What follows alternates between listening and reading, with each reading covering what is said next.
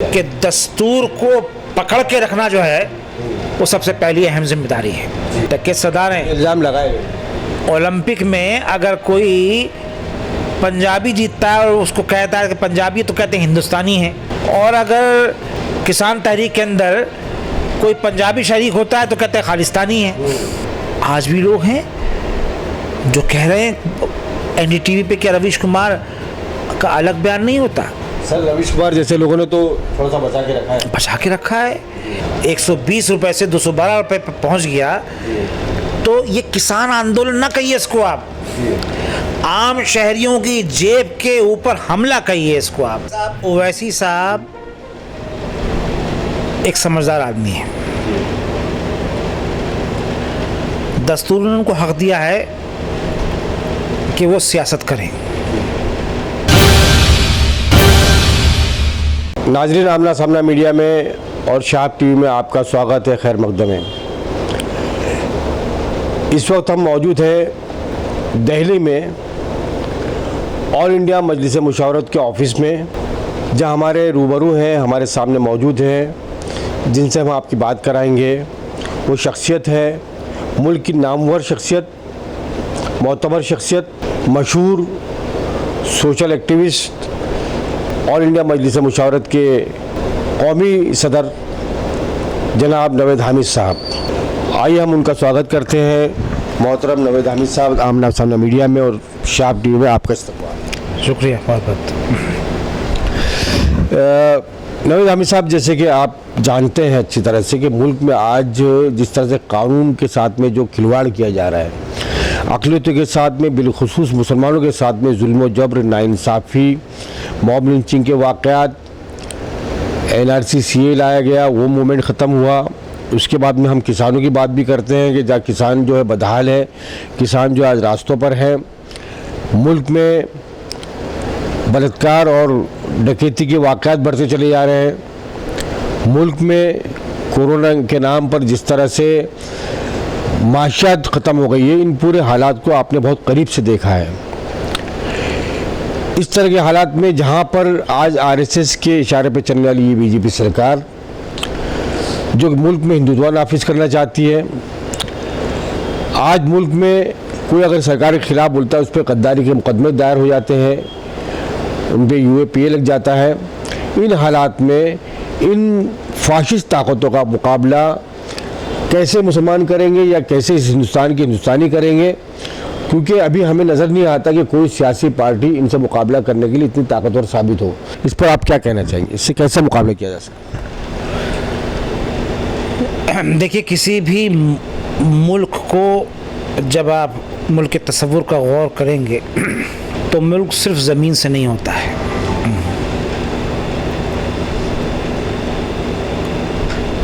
State का एक निज़ाम होता है जो दस्तूरी निज़ाम होता है।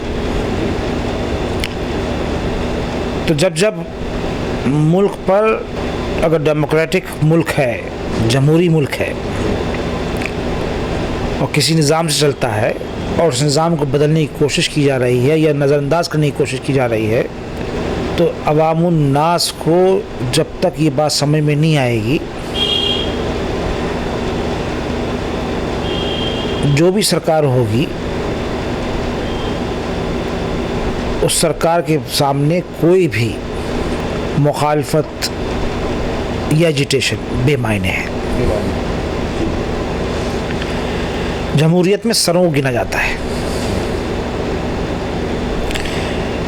NTCA प्रोटेस्ट में, NTMPR प्रोटेस्ट में, शाहीन बाग जिसे आप कहते हैं, शाहीन बाग तो सिंबल था, पूरे मुल्क में शाहीन बाग बने,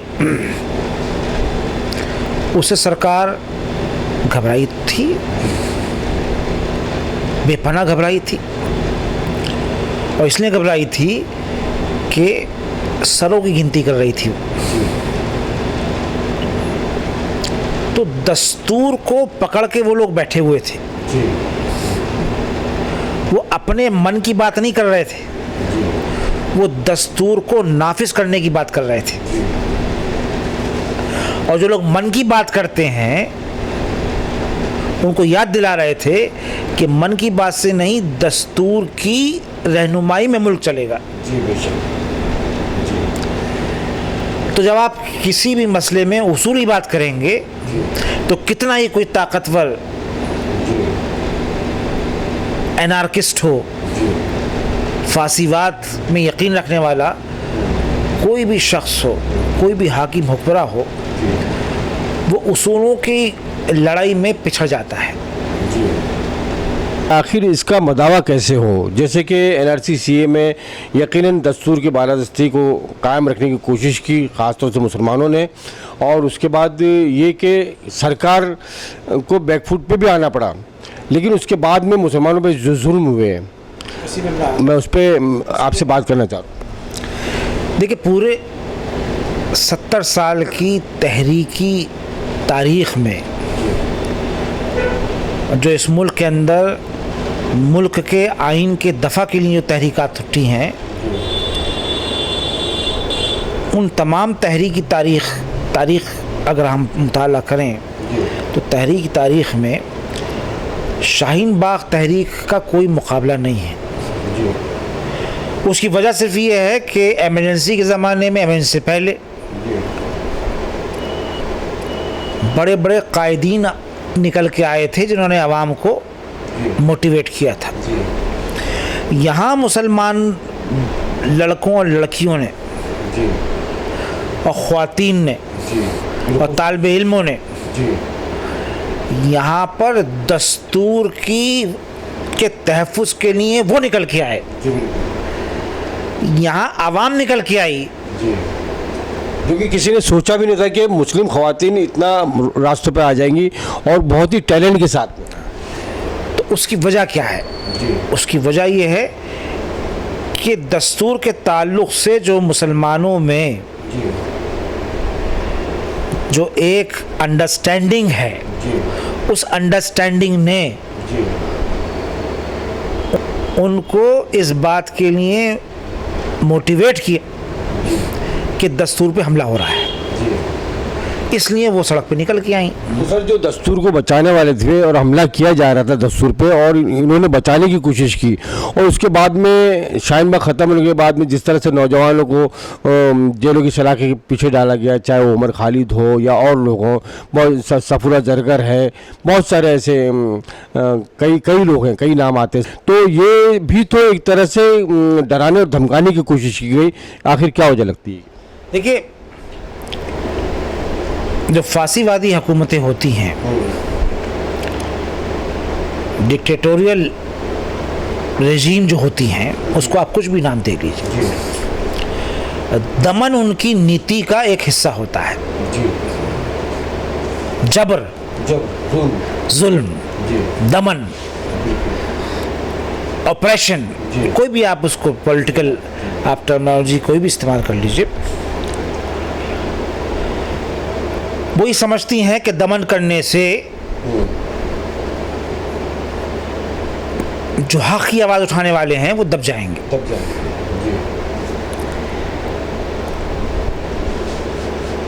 शाहीन बाग दमन से ख़त्म नहीं हुआ है। शाहीन बाग मूवमेंट, मतलब शाहीन बाग का मतलब शाहीन बाग मूवमेंट पूरे मुल्क में, वो एक नेशनल कैलेमिटी की वजह से ख़त्म हुआ। आपको मालूम है कि कोरोना का एक दौर शुरू हो गया था। दूसरी बात ये कि अलीगढ़ में और दिल्ली में 16 दिसंबर 2019 को जो पहला वायलेंस हुआ जामिया मिलिया इस्लामिया के अंदर, याद होगा आपको, वो बच्चों की तरफ से वायलेंस नहीं था। वो जो दस्तूर को बचाने की लड़ाई लड़ रहे थे, प्रशासन की तरफ से था। हाँ, वो डराने और धमकाने और दमन की नीति का पहला वो हमला था 16 दिसंबर 2019 को, जो जामिया कैंपस के बाहर हुआ और कैंपस के अंदर हुआ। खैर, उसके बाद अलीगढ़ में हुआ। इस तहरीक की जो सबसे बड़ी जो खूबसूरती थी वो ये थी कि तहरीक करने वालों को मुकाबला, वायलेंट वायलेंस का मुकाबला करना पड़ा, जो स्टेट में वायलेंस को रोकने वाली ताकतें थी। और उनको बार बार कोशिश की गई कि वो वायलेंट करें, लेकिन उसके बावजूद वो जो अमन व अमान के साथ में उन्होंने इसको प्रोटेस्ट को जारी रखा। ये अलमिया था इस पूरे तहरीक का कि जिन लोगों के पास कानून की को बालादस्ती के सामने रख के कानून को बचाने की जिन पे जिम्मेदारी थी, वो कानून को अपने बूटों के नीचे बिल्कुल उसको दबा के और कानून की धज्जियां उड़ा रहे थे। रौंदते हुए वो कानून को वायलेंट एक्ट्स कर रहे थे। कुछ नादानियों की वजह से और सरकार की कुछ जो उनकी पूरी नीति थी, वो नॉर्थ ईस्ट के अंदर जो दंगा दिल्ली में हुआ, उसने वो कील ठोकी पूरी तहरीक के ऊपर। सरकार ने बहुत सारे बच्चों को पकड़ा, लड़कियों को पकड़ा, मासूम लड़कियों को पकड़ा, मासूम बच्चियों के ऊपर लाठियां बरसाई, जेएनयू के बच्चों पर लाठियां बरसाई। नताशा हो या इशरत जहां हो या और बहुत सारे लोग हैं, इनको जो है यूएपीए के अंदर बंद किया गया। आज भी कैद के अंदर है। कुछ बच्चे छूटे भी हैं, सुप्रीम कोर्ट ने छोड़ा है उनको, हाई कोर्ट ने छोड़ा है उनको। तो जैसे मैंने कहा कि सरकार ये समझती थी कि दमन से हम इस तहरीक को ख़त्म कर देंगे, लेकिन ये देखिए आप इस तहरीक की खूबसूरती देखिए और उन बच्चों का आज़म देखिए, तारीख़ी तौर के ऊपर उनकी दस्तूर की अंडरस्टैंडिंग देखिए कि जेलों में से सोहबतें बर्दाश्त करने के बाद 14 महीने के बाद अगर निकल के आ रहे हैं तो फिर नाला जेल के बाहर वही लगा रहे हैं जो जेल में जाने से पहले लगा रहे थे। तो जब दमनकारी फोर्सेस जो इस मुल्क पे काबिज हैं उनके मोराल को नहीं तोड़ पाई, तो उसी सवाल का जवाब ये है जो आपने कहा कि क्या करें। असल सवाल है कि क्या किया जाए, कैसे निपटा जाए। कि दस्तूर को पकड़ के रखना जो है वो सबसे पहली अहम जिम्मेदारी है। तो देश को बचाना तो दस्तूर को बचाना पड़ेगा। ये जो पूरी तहरीक थी, ये हिंदुस्तानियों की तहरीक थी, ये भारतीयों की तहरीक थी, जिसमें कुछ ज़्यादा तादाद में थे, कुछ कम तादाद में थे, लेकिन थे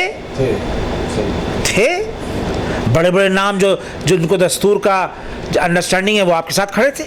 उसी तरह सर किसान तहरीक को आज ये बता रहे कि सरदार की तहरीक है ये, तो आप उसको किस नज़र से देखते हैं?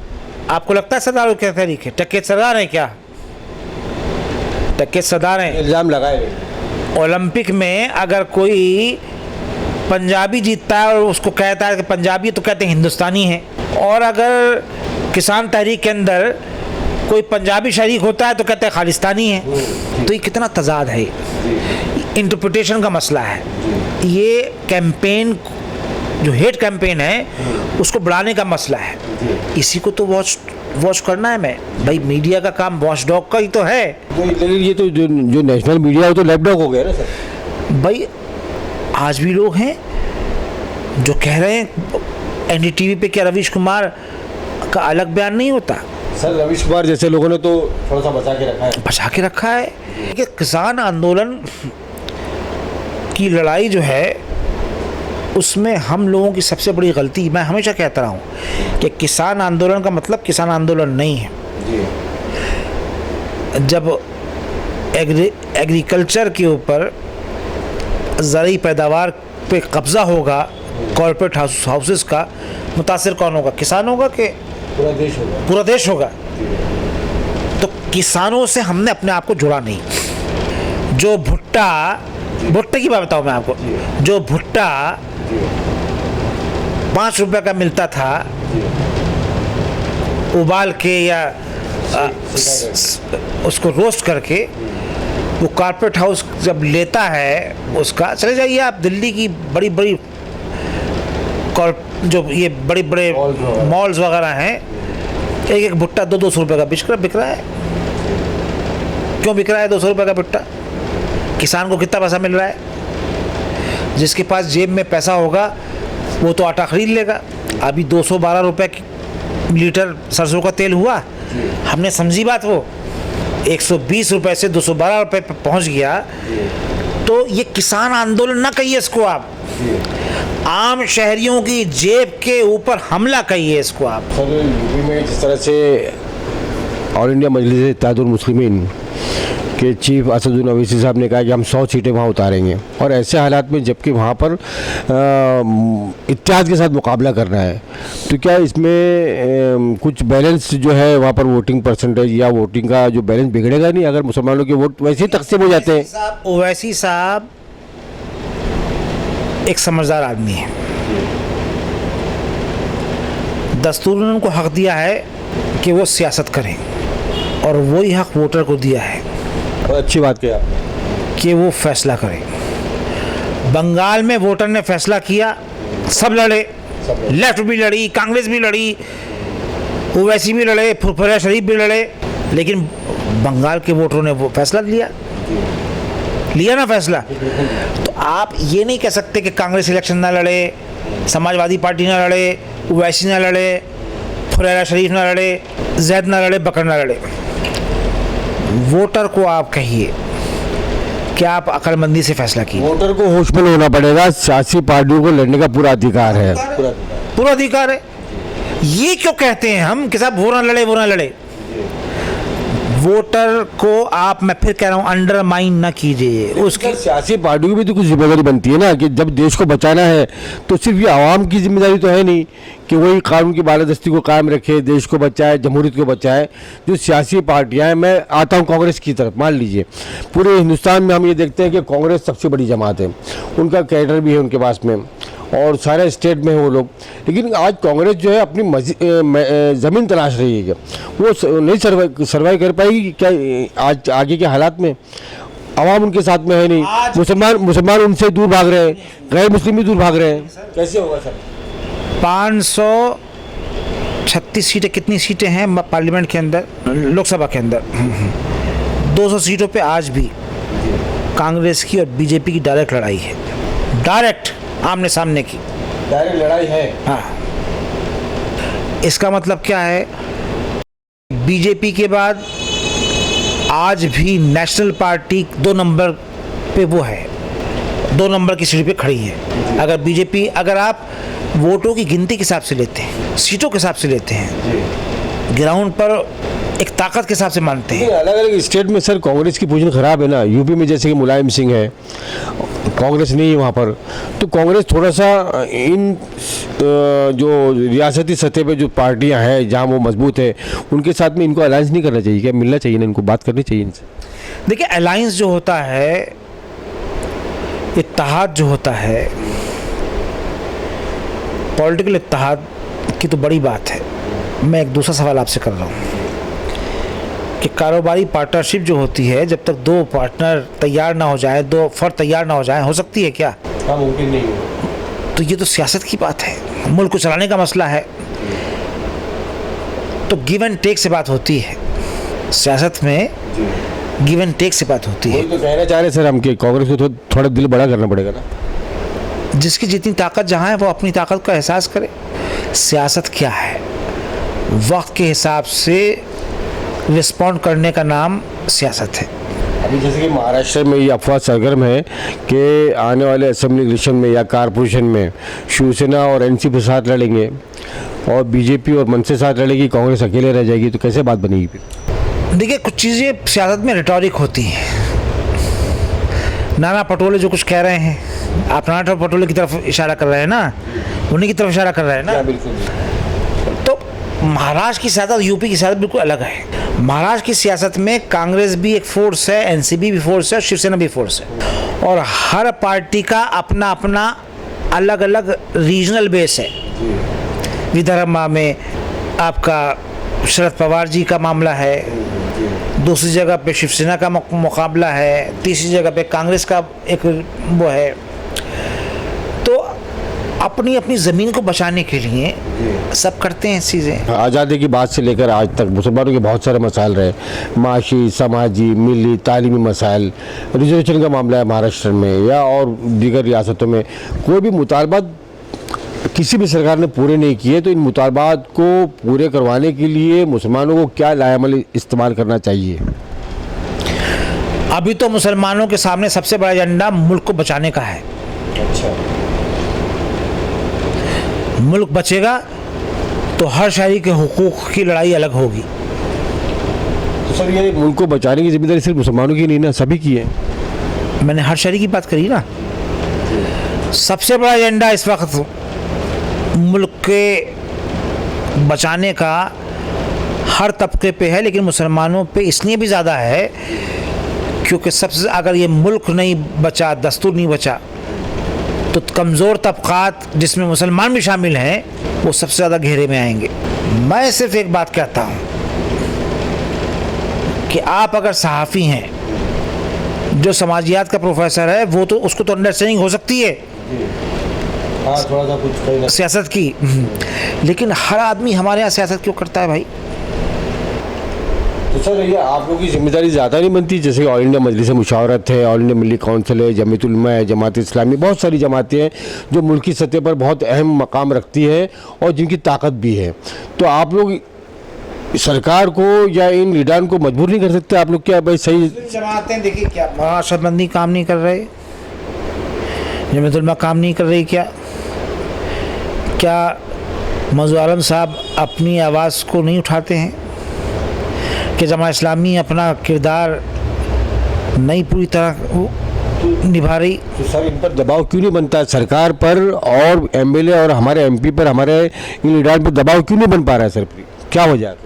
या तो सब मुंतशिर है या फिर एक इज्तिमाई क़यादत पेश की जाए, ऐसा हो सकता है।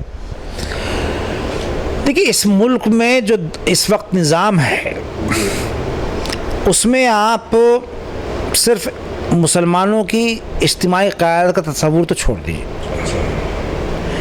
चूँकि जमहूरी यहाँ पे जो पूरा सेटअप है, यहाँ इलेक्शन के ज़रिए पार्लियामेंट में लोग पहुँचते हैं ना, या असेंबली में पहुँचते हैं। जो बड़ा काम करने की ज़रूरत है उस पर हमारे जो पॉलिटिकल लीडर्स हैं, ये उन्हीं का काम था। तवज्जो नहीं दी कि जब कॉन्स्टिट्यूंसियाँ डिलिमिटेशन होता है,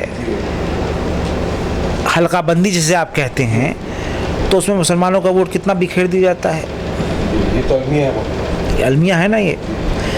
अगर मुसलमान नुमाइंदे सेकुलर पार्टीज़ के सिर्फ यही काम करते कि हल्का बंदी के वक्त अपनी आंखें खोल के रखते और वहाँ पर अपनी बात को मनवाने की कोशिश करते। आज 82 सीटें हैं जो मुस्लिम बहुल, मुस्लिम अक्सरियती हल्के होते हुए भी, मैं अक्सरियती ये 50% ज़्यादा नहीं कह रहा, मैं दूसरी बात कह रहा हूँ कि मुस्लिम उस पर वोट ज़्यादा है, दलित वोट कम है, लेकिन वो दलित वोट जो हैं उनको दलित कॉन्स्टिट्यूंसी शेड्यूल का रिजर्व कॉन्स्टिट्यूंसी कर दिया गया है, reserve for schedule caste, SC, ST नहीं, SC कॉन्स्टिट्यूंसी, SC कॉन्स्टिट्यूंसी। उस पर आज तक किसी ने कुछ बात ही नहीं करी, सोचा ही नहीं। इसके पीछे सिर्फ मुसलमानों का नुकसान नहीं हुआ, इस वजह से इसमें दलितों का भी नुकसान हुआ है। आप कहेंगे दलित का कैसे नुकसान हुआ है? इस मुल्क में एक जो मेंटालिटी है वो दलितों को एम्बेडकर की वजह से मजबूरी तौर के ऊपर रियायतें कहती है वो, जबकि उनके हकूक़ है वो कि रियायतें दे रखी हैं, जबकि उनका हक है, जैसे और लोगों का हक है उनका भी हक है। लेकिन कहीं ना कहीं दिल के अंदर दलित लीडरशिप को, जेन्युइन दलित लीडरशिप को उभरने नहीं देने की बात है। अगर 40% दलित वोट होगा किसी कॉन्स्टिट्यूंसी पे और वो रिजर्व होगी, तो दलित आवाम को किसी पार्टी की ज़रूरत होगी क्या? है 12%, 15% दलित कॉन्स्टिट्यूंसी को आप, जहाँ पे दलित वोटर होता है और जहाँ मुसलमान 40% होता है, 38% होता है, 32% होता है, 25% होता है, वहाँ पे आप दलित वोट कम होने के बावजूद रिजर्व कर देते हैं। उसके पीछे एक रीज़न ये भी कार फरमा है कि आप जेन्युइन दलित लीडरशिप को खड़े होना नहीं देना चाहते।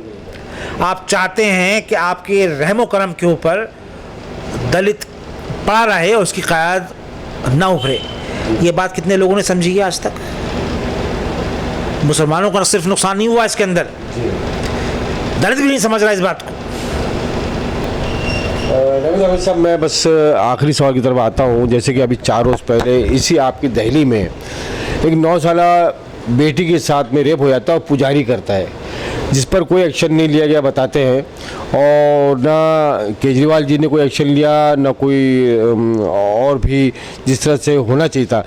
सवाल ये नहीं है कि एक्शन नहीं लिया गया, ये इस तरह के केसेस लगातार बढ़ते चले जा रहे हैं मुल्क के अंदर। दिल्ली इसमें सबसे आगे है। मोदी सरकार का एक नारा था 14 में कि बेटी बचाओ। जो क्रिमिनल होता है, ना वो पुजारी होता है, ना वो पंडित होता है, ना वो मौलवी होता है, ना वो पादरी होता है, वो क्रिमिनल होता है। इसमें उसके मनसब को बीच में लाने की ज़रूरत नहीं।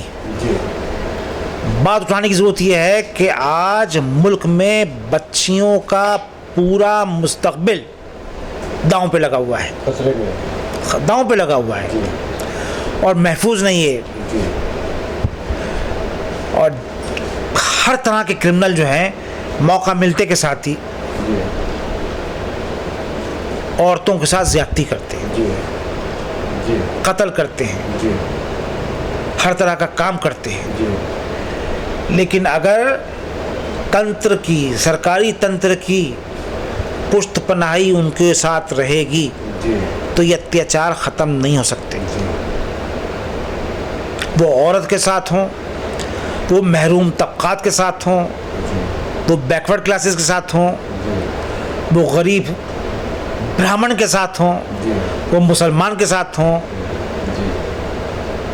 किसी की क्या दलितों के साथ अत्याचार बढ़ा है, दलित बेटियों के साथ अत्याचार बढ़ा है, लेकिन इसमें और बच्चियां भी शामिल हैं और कास्ट की भी शामिल हैं। मुसलमान तो सफ़े अव्वल में है, उनके खिलाफ तो मुस्तकिल जहर फैलाया जाता रहा है। आए दिन देख लीजिए आपने सुल्ली डील्स के नाम से सुना होगा। वो क्या महज़िब समाज में इस तरह की बातों को बर्दाश्त करना चाहिए? अगर महज़िब समाज अगर मुसलमान लड़कियों की नीलामी पर खामोश है तो इसका मतलब वो भी उस जुर्म के कैंपेन में शामिल है। अगर दलित बच्ची के साथ इस तरह का दुर्व्यवहार हुआ है, जुल्म हुआ है और समाज खामोश है, और सिर्फ दलित क्यों आए भाई उसके अंदर? क्या वो हिंदुस्तान की बेटी नहीं थी? क्यों नहीं आ रहा समाज? आप तंत्र की बात तो छोड़ दीजिए, आप समाज क्यों नहीं आ रहा? अलमिया इस बात का है कि जुल्म भी यहाँ पर कास्ट देख के आवाज़ उठाई जाती है उसके खिलाफ। ये आपने बहुत अहम बात की। वही मसला सबसे बड़ा यही है कि हम उस दलित की बेटी को अपनी बेटी अगर जब तक नहीं समझेंगे तब तक ये मसला हल नहीं होगा। ये त्रुटियां होती हैं समाज की, कमज़ोरियाँ। ये उसको सबसे बड़ी बात तो मीडिया की बेशर्मी है। मीडिया तो है ही, देखिए मीडिया तो है ही। मीडिया तो सरकार को बदनाम नहीं करवाना चाहता। वो सोचता है कि अगर ऐसी इंसिडेंट हाईलाइट्स हुई तो सरकार बदनाम होगी, तो उनका तो एजेंडा अलग है। लेकिन समाजी तौर पर जिम्मेदारी हमारी क्या है, उस पर भी बात करने की ज़रूरत है। सर, आरएसएस और फाशिस्ट ताकतों की एक आखिरी सवाल, इस तरह का प्रचार किया जा रहा है कि मुस्लिम लड़कियों को हिंदू घरों की बहू बनाया जाएगा, और ये साजिश पूरे उरूज के साथ में चल रही है और मुस्लिम लड़कियां इसका शिकार भी हो रही है। इस पर क्या कहना चाहिए? देखिए, एक बात हमें समझने की ज़रूरत है कि पिछले 20 वर्षों में, मैं 2014 की बात नहीं कर रहा हूँ, पिछले 20 वर्षों में एक भारत के अंदर एक नया तरह का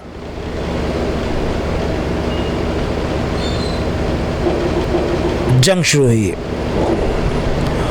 और वह नज़रियाती जंग, आइडियोलॉजिकल वॉर। मुसलमान उसका शिकार है। मोहतरम दोस्तों, काफ़ी तवील गुफ्तगू रही और नवेद हामिद साहब ने ऑल इंडिया मजलिस मुशावरत के जो मरकज़ी सदर हैं, कौमी सदर हैं, नवेद हामिद साहब ने बहुत ही तफसीली अंदाज में, अच्छे अंदाज में गुफ्तगू, बहुत सारे सवालों का जवाब दिया। यकीनन इससे देश को और मिल्लत को बहुत सारी राहें मिलेगी और सोचने का मौका मिलेगा। कैमरा पर्सन शाहब सिद्दीकी, साथ राशिद अज़ीम। शुक्रिया नवेद हामिद साहब, बहुत शुक्रिया बाबा।